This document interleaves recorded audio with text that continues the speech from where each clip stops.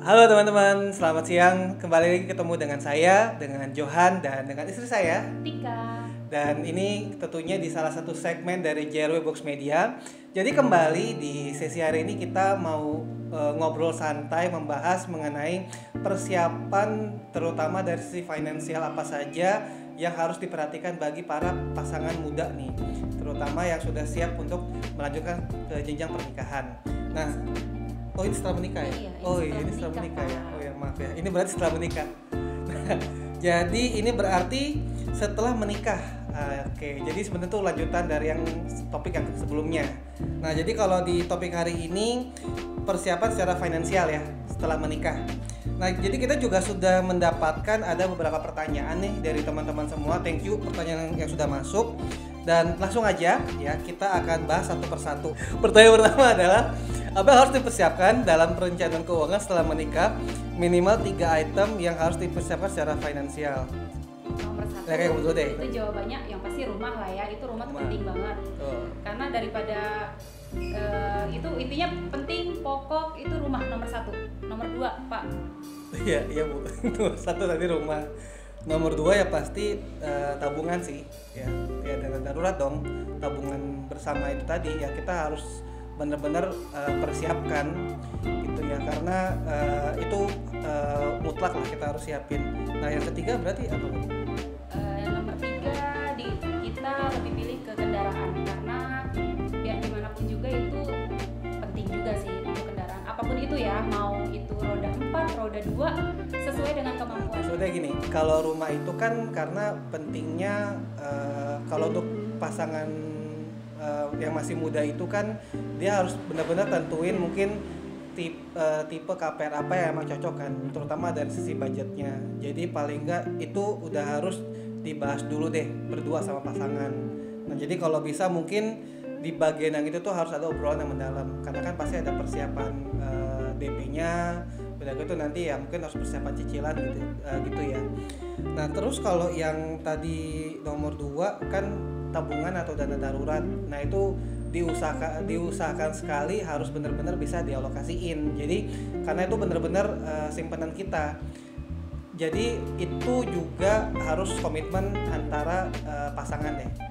Nah kalau tadi nomor 3 mungkin kalau disebut kendaraan, karena kenapa ya wajar ya, karena itu kan sebagai salah satu aset. Jadi jangan sampai tapi jangan sampai kita nggak ada rumah atau nggak ada tempat tinggal. Dan kalau boleh milih tuh baiknya sih bener-bener rumah ya. Nomor satu rumah dulu pasti. Nomor 1 harus rumah dulu. Jadi mungkin kalau gue sih nggak menyarankan harus dengan apartemen. Kenapa? Karena hasilnya kan ada extra cost lagi yang harus diperhatikan kan. Nah jadi bagusnya itu. Jadi semoga menjawab tuh pertanyaan pertama. Rumah, investasi, Enggak, dana darurat, tabungan. Tabungan. Dana darurat, tabungan. Nomor 3-nya kita pilih kendaraan. Jadi kalau ditanya lanjutannya nih, beli rumah dulu atau kendaraan dulu? Itu udah pasti rumah. Itu rumah wajib. Rumah ya.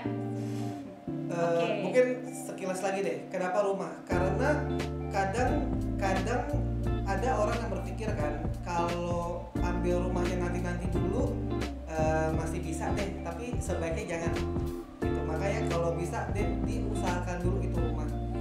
Oke. Itu nomor pertanyaan yang tadi ya. Nah pertanyaan yang berikutnya, sebagai pasangan suami istri baru, pos-pos keuangan apa saja yang sudah disiapkan? Misalnya biaya bulanan, biaya liburan, biaya anak, asuransi dan lain sebagainya. Nah ini apa nih? Kamu dulu deh jawab.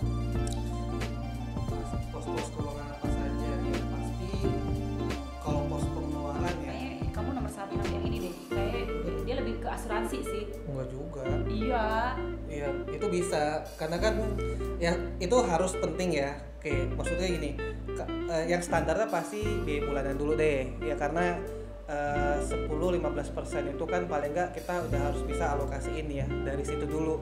Jadi jangan sampai pos yang satu ini tuh kita malah kelewat. Nah terus habis itu buat tabungan kita berdua itu udah harus punya ya, paling nggak mungkin kalau di hitungan kita bisa aja 20-25% itu udah harus punya tuh. Terus kalau ditanya apalagi berikutnya, Selama memang kalau teman-teman ada yang benar-benar wajib ya, kayak tadi KPR itu wajib, ya udah berarti itu harus dialokasikan terlebih dahulu. Jadi usahakan yang pengeluaran-pengeluaran itu harus keluar terlebih dahulu.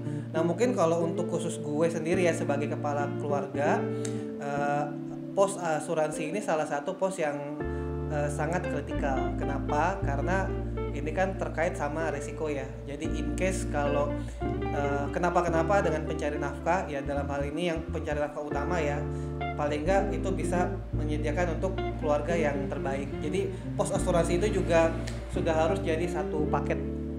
Nah kamu ada mau tambahin nggak?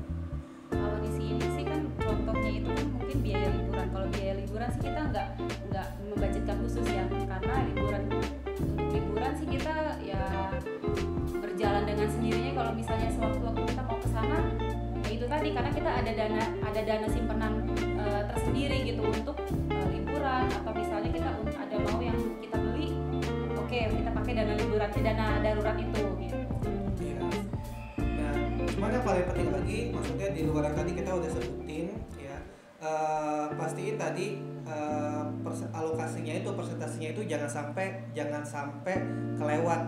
Nah, kalaupun misalkan sebagai pasangan rumah tangga baru berpikir untuk investasi itu juga penting banget ya, karena mungkin kalau sebelumnya kan kita sempat sebut perlu ada investasi yang emang harus dipikirkan.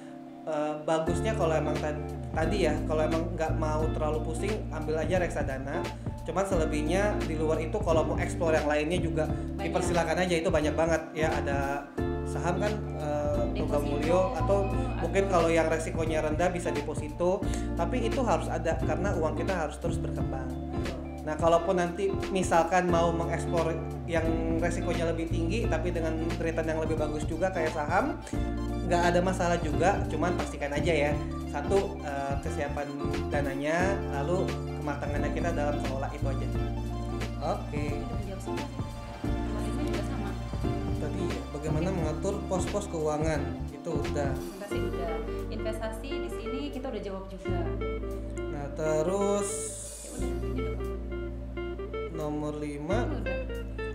Ini nomor 5 nih pertanyaan. Jika nomor 1 ada item investasi apa saja yang sudah kalian lakukan? Oke. Ini kalau ditanya investasi yang udah dilakukan, kalau gua sendiri reksadana itu udah cukup lama. Lalu deposito bagusnya ada, jadi yang resiko rendah ada kayak deposito. Tadi reksadana bagusnya kalau memang untuk jangka panjang, ekspor reksadana saham itu nggak apa-apa. Cuman kalau untuk yang jangka menengah mungkin mau ambil reksadana pasar uang itu juga boleh ya.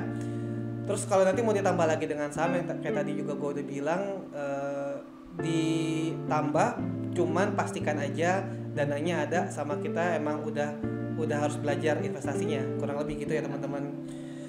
Nah terus apalagi yang udah dilakukan, paling sebenarnya sih cukup di situ sih. Jadi jangan terlalu banyak juga, biar fokus dan sama yang penting sih rutin.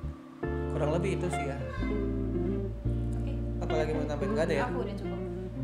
Gitu. Nah jadi ini sebenarnya semoga ini juga bisa menjawab kembali dari pertanyaan teman-teman semua, dan kita berharap teman-teman bisa praktekkan langsung nih dengan pasangannya ya.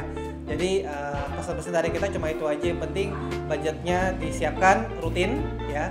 Udah gitu fokus aja. Oke? Dan untuk segmen ini pastinya pasti akan ada lagi segmen-segmen berikutnya. Jadi pastikan jangan lupa like, comment, dan subscribe di channel YouTube JRW Box Media. Pantengin terus. Itu aja dari kita. Sukses selalu, sehat selalu, dan sampai jumpa. Dadah.